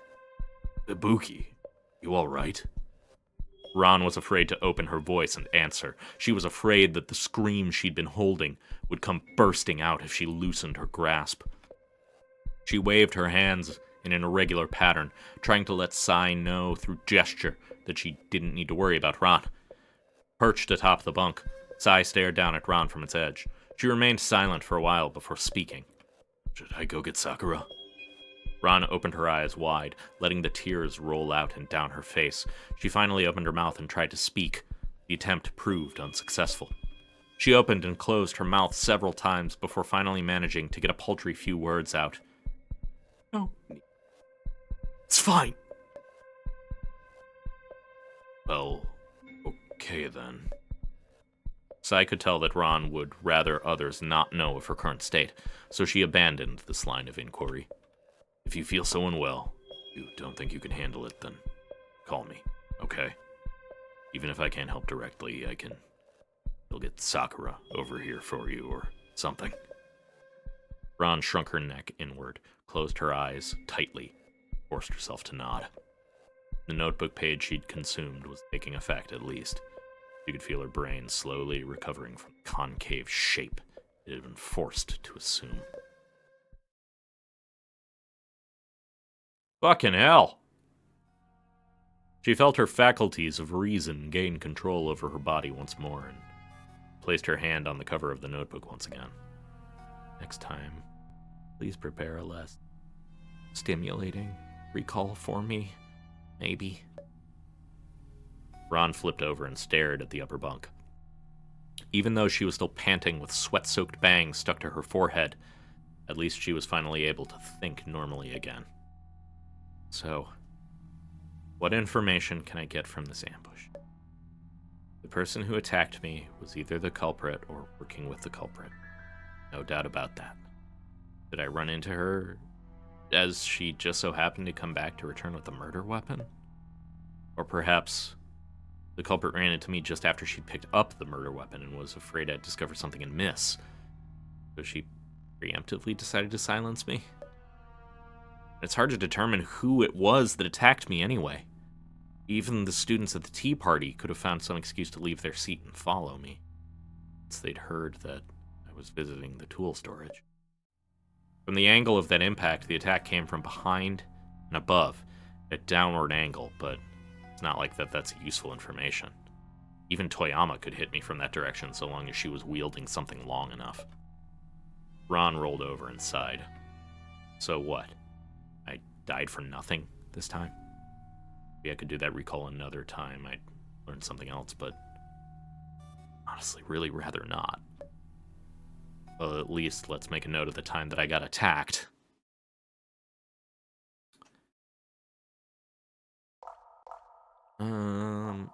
Alright. Well, Ron was moving about on her own.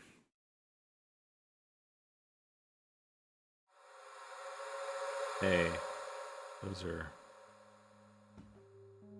same shoes we saw. I do think Asakura might be the killer. I don't know, but I don't know how uniformed they are. At the time, I went to go find Miss Sakura directly after Indo left. This time, let's take the initiative and go right to the generator room. As Ron strolled into the courtyard, She took out her phone and sent Asakura a message, asking her where the generator room was located. Oh, Ibuki. Ron raised her head and saw that Sai was waving at her from not too far away. Next to Sai stood Asakura. How convenient. I was just about to send you a text, asking you where the power room was. Ron jogged up to the two of them. We were heading there as well just now. Let's head over together. Since you've got Ibuki now, you probably don't need me anymore. If so, I'm gonna go home and sleep. I'm a bit tired after swimming, and I gotta study for tomorrow's classes. Oh, so even you know that swimming can tire you out, huh? No need to worry about the next day's classes, though. Those are getting canceled no matter what. Sai headed off to the dormitory as soon as she was done speaking, while Ron followed Asakura to the generator room. Say, Asakura, did you get the text from Indo? She said she was looking for you. Is that so? Asakura checked the pockets of her dress, but didn't find her phone. I don't seem to have my phone on me. I must have dropped it in the electrical room. Eh? So you didn't recruit Yuruno by using your phone? Come on, everyone knows she's always at the swimming pool. That's fair. A phone call would just be wasted on her. Asakura was a fair bit taller than Ron, and she walked very quickly. Ron was forced to jog a little just to keep up with her. Are you that anxious to see Indo? Two of them are sure close. When the two of them got close to the power room's door, though, Asakura slowed down. Her gaze focused on the door of the generator room. After lingering there for a few seconds, she started to look around. Looks like Indo hasn't shown up yet. She'd be here waiting for me if she had. It'd be fitting that the meaning of her name. So, what do we do? Go find her? Let's fix the power first. The rest of our classmates are waiting on the power to come back, after all. Asakura took out the keys and unlocked the door to the generator room. This was not here last time. The arc-shaped lid of the generator had... Oh, because it's the lid of the generator, they fixed it last time by the time we got here. The arc-shaped lid of the generator laid on the ground. A thick coating of dust had built up on its insides. Looks really heavy. Gah. When I took it off, I just let it slam right onto the floor. It was like someone had set off a smoke bomb in the generator room. That's why I needed someone to help me lift it. Let's hurry up and get it back up there.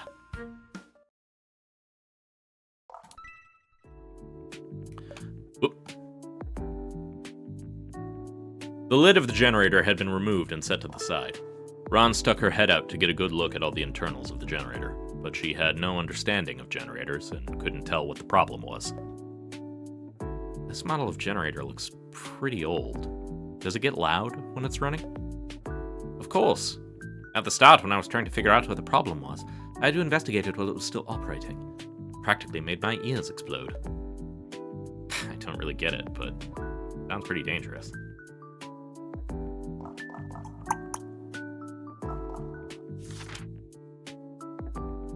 Need to burn 2 points. To discover an abnormality inside the generator.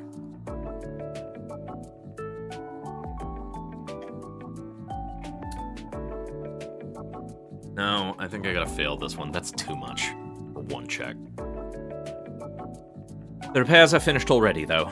All that was needed was a parts change. All you have to do now is help me put the lid back on. Ron and Asakura each took one side of the lid and lifted it up.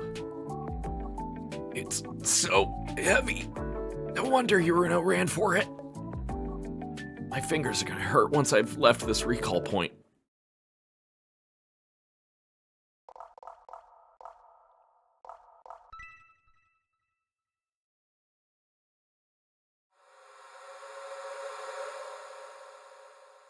This is a pretty good recall point. I can follow alongside the victim and carefully observe the surroundings.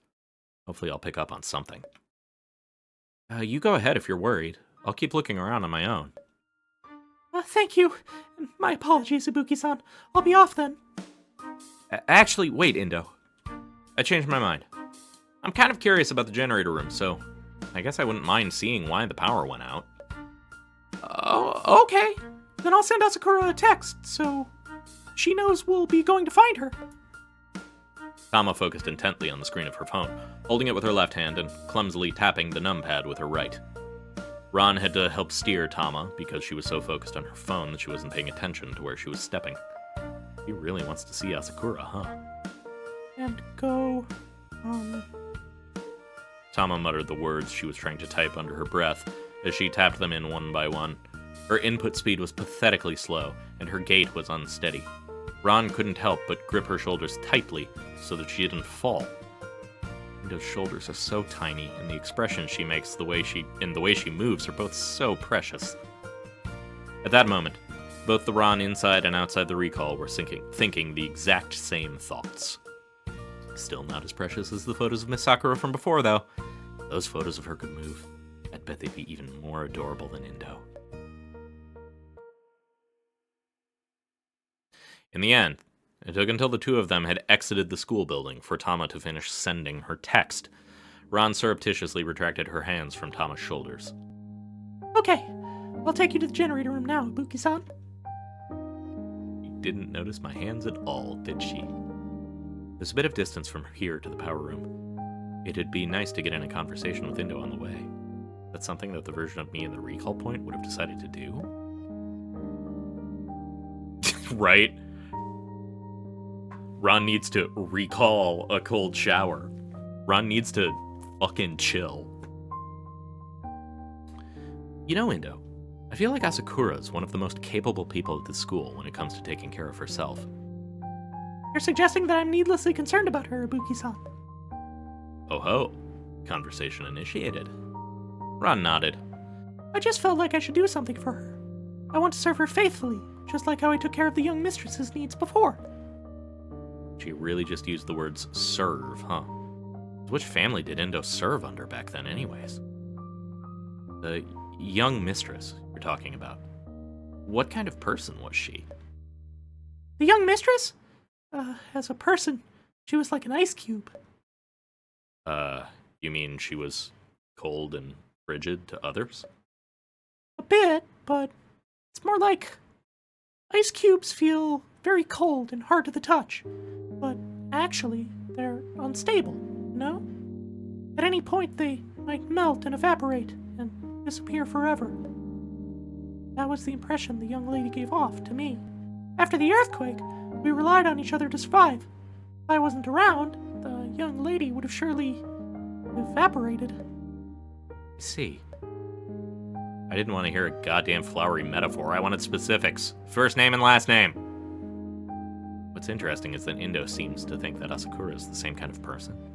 Someone who would evaporate if she were separated from Indo. I just don't get it. By the time the conversation had ended, the two of them were almost at the generator room. Ron hadn't noticed anything out of the ordinary on the way, though. The culprit not ambush Indo on the way to the power room, then? Then again, in the recalls, I'm not particularly focusing hard on the environment or the surroundings, so I can't be sure that I didn't miss something either. Tama and Ron approached the generator room door. The surrounding area was silent. Sure is quiet. I thought the generator room would be louder. Perhaps it hasn't been fully repaired yet. Tama reached out to turn the handle, but only clunking sounds came from the door's lock. Door's locked. Asakura-san doesn't seem to be around. Huh. Well, since there's no sound, she probably hasn't finished fixing it yet. I bet she's gone to go get some more tools or something. Why don't we go back and look elsewhere? I'd like to wait here for Asakura-san. Since the repairs aren't done, he'll surely come back eventually. She really wants to see Asakura, huh? And just like she said, Indo really did just wait here indefinitely for her. Alright, I'm heading out then. My decision to travel with Indo might have disrupted the killer's plan, preventing anything from happening on the way here. But it's equally possible that Indo was only killed after this point, in the real timeline as well. In any case, it looks like this is all that this recall point is going to give me. Let's see what the clues in the other points have for me.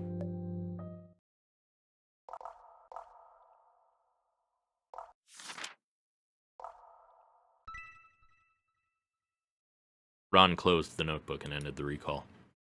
Feels like I've picked up on many more clues. Tomorrow, I'll sort through all these clues with Miss Sakura, see if we can't get to the bottom of this incident. Ron once again reassembled Don's face in her mind, to stabilize her senses after performing recall. It went very smoothly. So smoothly that the moment she finally placed the final puzzle piece in place, the turbulence in her mind calmed as well. Ron sank into a deep sleep. Oh, fuck, here we go again. The fucking nightmare demon's back. I opened my eyes and perched on the side of the bed. Today was colder than all the previous days. I hoped Ranabuki wouldn't catch a cold. She just finished a recall.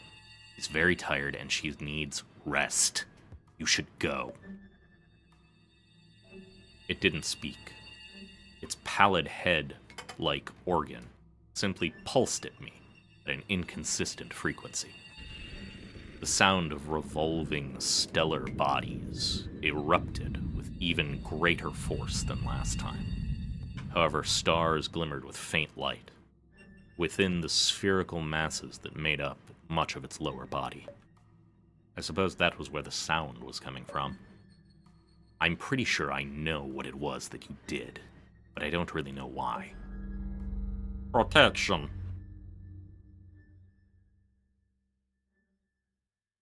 Oh, sure. Protection. I've seen plenty of entities like you who've described their actions towards Ron as protection, while secretly harboring sinister intent.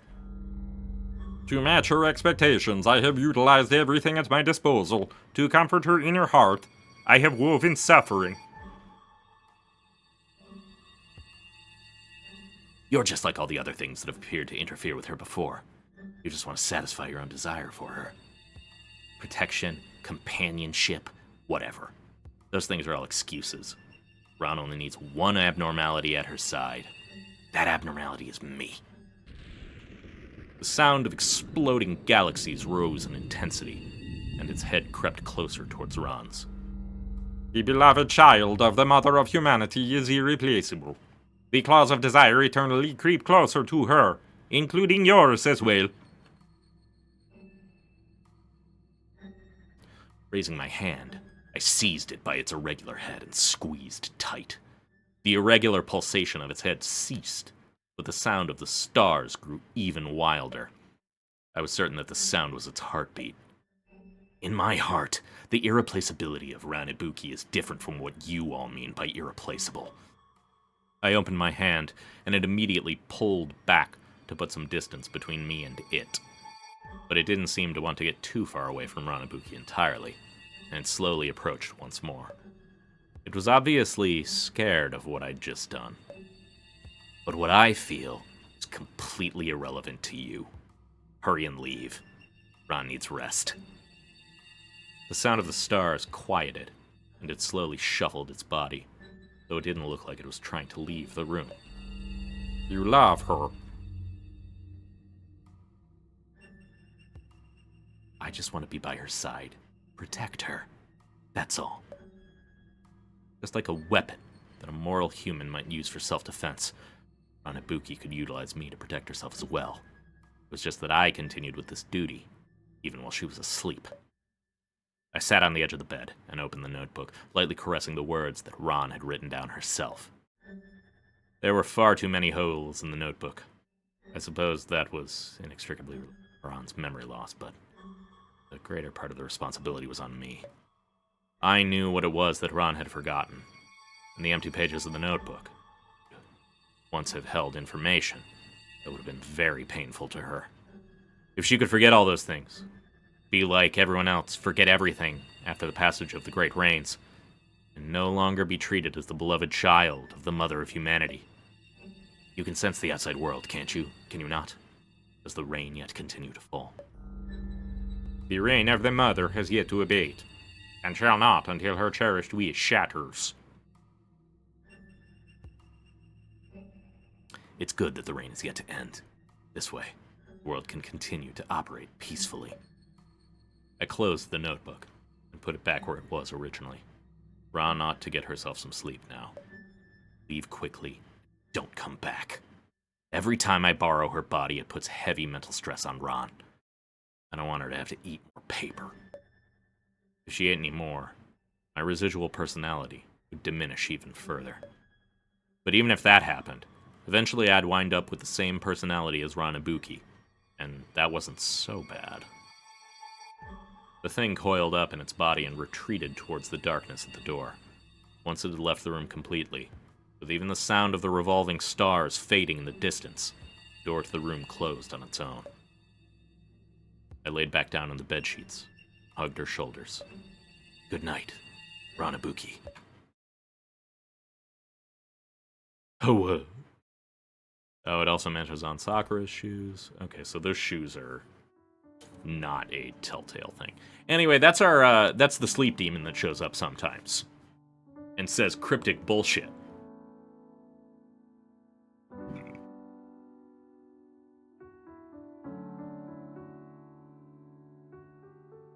I have no fucking idea what that thing is. Nor do I have any idea what the thing that has possessed Ron's body is. Every time Ron saw a shaved cancer patient lying in a sickbed on TV, she'd always imagine the kind of pain they must have been enduring. Could an internal illness, buried deep within the body, bring greater torment than an externally apparent injury? On mornings like this, Ron definitely knew the answer to that question. The hell, it was just a single recall. My head hurt so damn much. I mean, sure, I died and all that, but that should have been mostly mitigated by the paper I ate. I really couldn't figure out a voice for it, so I decided to try to go as alien as I could, and John Madden just seemed like the best way. Ron laid in bed and groaned quietly. Each of her exhalations forced air between the teeth of her tightly clenched jaws, releasing hissing sounds. You're still sleeping in? Aren't you gonna get up? Sai had just returned to the dorm with a bagged-up swimsuit in hand. A headache. I just need a bit of rest. A chronic thing. Been around for a long time. About it. Well, you still need breakfast, don't you? I'll go bring you some. No, it's okay. You go ahead with your swimming. Sai nodded without saying anything more and left the room. Ron closed her eyes. The clues relating to the Indo case floated in her mind, interrupting her attempts to get rest. At this point, I feel like I've almost figured it out. I wonder how much progress the others have. For all I know, once I get up, I'll discover that Indo is already back on her feet, bouncing up and down, calling for Asakura-san, Asakura-san, as usual. Why does the idea of that kind of piss me off? I mean, not like I lose anything if I'm not the one to find the culprit. Still. Save me the trouble even, but... Wave after wave of pain pounded her temples, and Ron did her best to dispel her messy thoughts and fall asleep again. But before long, the sound of the door opening and a wafting fragrance that accompanied it brought Ron to reawaken. Porridge I smell? How traditional of you. Ron flipped over and opened her eyes, intending on teasing Iruno a bit, only to see that it was on, bearing a dinner platter. Oh, Miss Sakura! Ron jumped up from the bed, pulled on her jacket in a rush, and sat up straight, her eyes glowing. Am I interrupting your rest? Oh, no, not at all. Ron was surprised that An had come to visit her for once, but she was even more surprised to realize that she hadn't been able to identify An by the sound of her footsteps. Just a moment, I'll get right out of bed. No need to trouble yourself, please. Just rest there. An put the plate of food down on the table and walked over to the bed, reaching up on her tiptoes to grab the pillow off of Sai's bunk. Ron found herself staring right at An's stomach. He really wanted to bury her face in it, but she resisted the urge. An layered the second pillow under Ron's back, stacking the two pillows together for Ron to rest comfortably on. All right, how's that? It's great. Okay. I'm gonna feed you some porridge now. You can keep it down? Are you gonna feed me with your mouth? Ron's words slammed into An like a sledgehammer. Jeez. He's not gonna baby bird you the porridge, you fucking freak. Ugh. Stunned, she stared back at Ron without any idea of how to respond. Me too, girl. Fuck. The two of them just silently stared at each other for a long, awkward while. I'm pretty sure I'm gonna use a spoon? Sorry, I just got too excited about seeing Misakura come here to take care of me. Smiling again, An picked up the porridge bowl and took a spoonful. Blowing it on a few times to cool it, she brought it to Ron's mouth. Open wide. Ron did, and thoroughly enjoyed every moment of it. Have I ever had to care for you like this before? Yeah, though the illness was far worse that time. Not the kind that got better from just by being fed porridge. Back then I needed your help with practically anything I wanted to do. That's so. Wait, don't tell me I actually used my mouth to feed you back then. That brought back countless, wonderful memories for Ron, who nodded, and then nodded several more times for emphasis. An was taken aback, looking rather embarrassed. I cannot imagine how that would have felt. Oh, I don't want to pick that option. But I also want to pick that option just to see how bad it goes.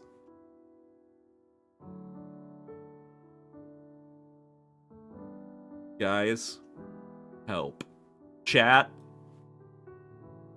how awful should we be?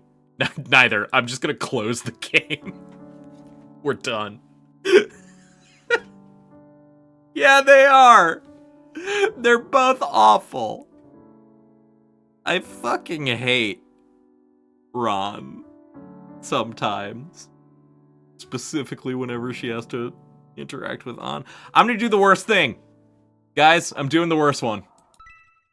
Well, Miss Sakura, why don't we give it a try now? An blinked a few times, seemingly stunned for a second time by Ron's word. She lowered her head and looked down at the bowl of porridge, saying nothing. Don't do it. Don't do it. Don't do it. Ron hadn't actually meant to blurt that one out. Bullshit, you didn't, Ron. And immediately raised her hands and backtracked. Never mind, pretend I didn't say... Sure, let's try it. No! Oh. No.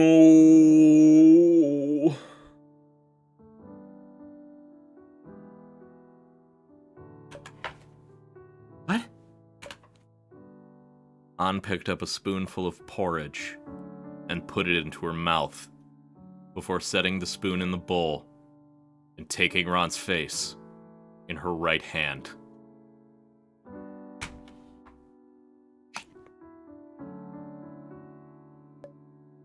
For real? For real, for real?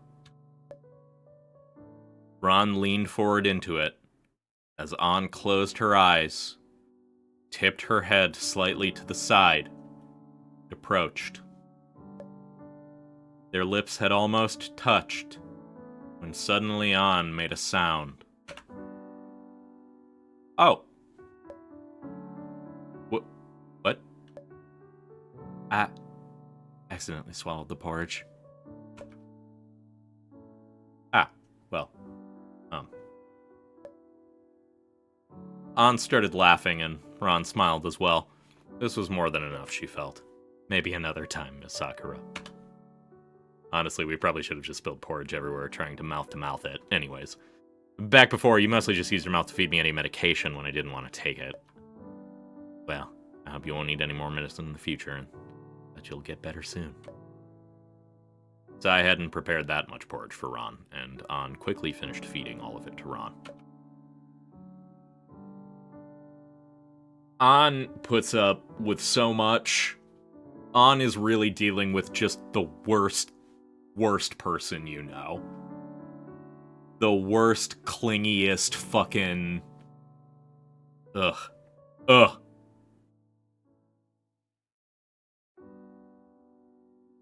Is Ron a nice guy? Apparently they mouth-to-mouth medication. I don't think Ron's a nice guy. Profile doesn't quite fit. But she is a creep. That's unquestionable.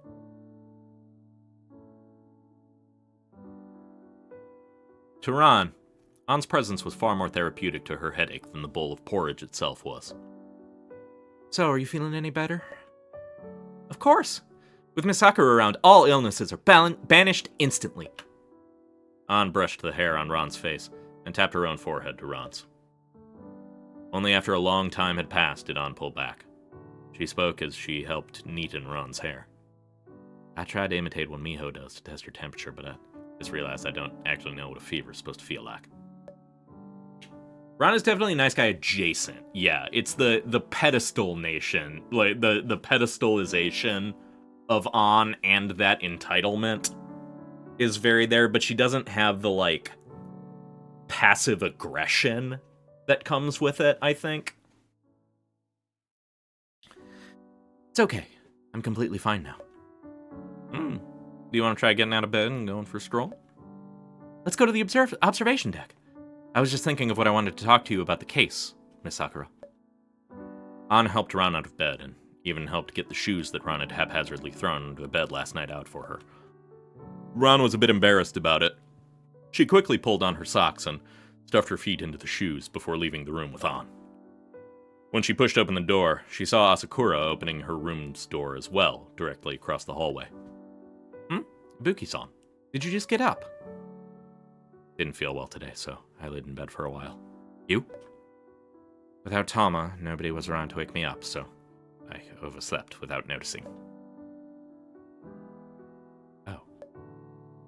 How am I supposed to continue the conversation after that? Sai's already prepared breakfast. It's waiting in the kitchen. Asakura nodded and turned to head down the stairs. Seeing her drowsy silhouette leaving, Ron let out a breath. We should go as well, Miss Sakura. The two of them arrived at the observation deck and sat shoulder to shoulder with each other like last time. Ron took out the notebook and laid it out on her thigh. Miss Sakura, before we start reasoning about Endo's case, I want to mention something first. Is it about the notebook? Yes. It's the most important thing I have. Of course, your importance to me is beyond the ability of the word important to describe, Miss Sakura, so you're the only one I'm telling about the notebook. Sakura, please don't let anybody else know what I'm going to say. An nodded. Ron didn't doubt her promise for a moment. She flipped to the recall page and pointed at the listings there. These are the places you went yesterday and the things you experienced there? Right, but not just that. I didn't write these words. The notebook wrote those words for me. Ron flipped to the note page where her squiggly, haphazard handwriting was. That's what I wrote. So the notebook takes automatic notes for you about certain things. That's right. By using the words written down on the notebook, I project my consciousness, the points in time recorded by those lines of text, and make different choices than the ones I made in reality. Thus, I can learn about more things than I could in the real world. An didn't hesitate at all before responding. Oh, I see. That's how you figured out the answer so quickly with Hinata, right? And Hinata later mentioned to me that you didn't explain exactly how you caught her, because you didn't want to mention the notebook. That's right. As expected of you, Miss Sakura, you understood quickly. I'm surprised how quickly I understood, too. An put her hand on the notebook, but the notebook didn't drain her blood. The pages of the notebook only responded to Ron's hands. I don't know why, but touching this notebook like this, it feels very familiar for some reason. Have I touched it before? I don't think so. I only acquired it after you and I were separated, Sakura. For a long time, it took care of me in your stead, Miss Sakura. It gave me a lot of help. Ron laid her own hand on the back of An's hand. Now that I've got both the notebook and Miss Sakura, I feel like I'm not afraid of anything anymore. I hope I can be of use. Miss Sakura you're talking about isn't me at all. An retracted her hand, and Ron cursed herself for saying the wrong thing yet again. So you found the answer to Tama's death through the notebook as well, then? I still haven't, yet. I've only collected a handful of clues so far. I need to sort them out and use those clues to find the most questionable points of the incident to analyze. Does the notebook have Sakura's memories in it? Is it a sapient notebook? I think the notebook is the thing that possesses her at night that talks to the space demon.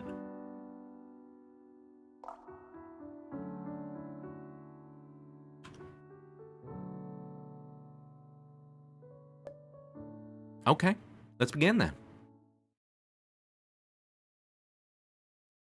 However, when An says let's begin, what I'm gonna say is let's not begin, and let's save the game.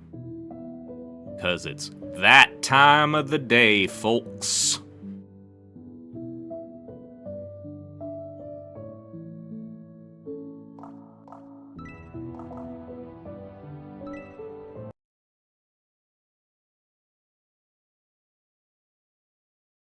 Ba-dum-bum-bum, ba-dum-bum-bum, ba-dum-bum, ba-da-da-dum-bum-bum. Is it a Light Yagami Death Note situation? I genuinely have no fucking idea what kind of situation it is. A weird one is the answer. But yeah, thank you all for joining me again. As always, catch the VODs on the YouTube if you missed any of it or want to catch up on any of the plot details and things like that. I wanted to thank you all for coming again, as usual. Everybody coming here to watch this, listen to me just prattle on and read you all a visual novel, is really, I love it. Thank you. Truly. And I hope you all have a lovely rest of your afternoon or evening, depending on what it is. And take care, and we'll continue this fascinating journey next week. Have a good night, everybody. Hey, if you stuck around to the end of the video, I just wanted to say thank you, and I hope that you enjoyed. If you want to help support me in making more of this, you can follow me on Twitch, where I stream these live. Like, comment, and subscribe.